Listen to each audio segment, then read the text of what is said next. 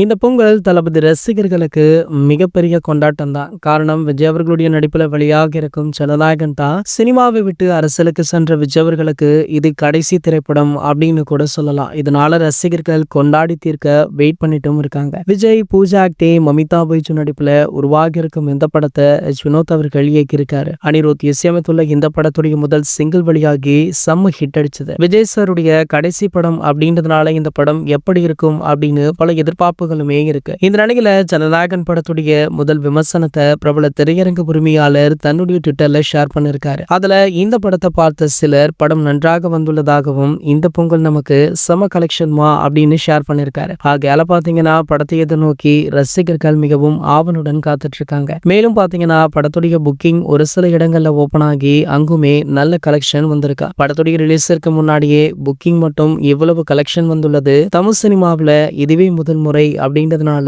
படத்துடைய எதிர்பார்ப்பை இன்னுமுமே அது அதிகரிச்சிருக்கு. இந்த நிலையில தற்போது ஜனநாயகன் திரைப்படத்துடைய முக்கிய அப்டேட்டாக கருதப்படுற படத்துடைய ட்ரெய்லர் பாத்தீங்கன்னா வர நியூ இயர் ஸ்பெஷலாக ரிலீஸ் ஆக இருக்கு. அதாவது இன்னும் 2 நாட்கள்ல இந்த படத்துடைய ட்ரெய்லர் வெளியிடப்படும் அப்படின்ற தகவல் வைரலா போயிட்டு இருக்கு. இதற்கான அதிகாரப்பூர்வ அறிவிப்பு ப்ரோமோ எந்த நேரம் வேணா சோஷியல் மீடியாக்களை வெளியாகலாம் அப்படின்ற எதிர்பார்ப்புமே இருக்கு. இது போன்ற செய்திகளை பற்றி நீங்க உடனே தெரிஞ்சுக்க நம்மளுடைய சேனலை மறக்காம சப்ஸ்கிரைப் பண்ணிக்கோங்க.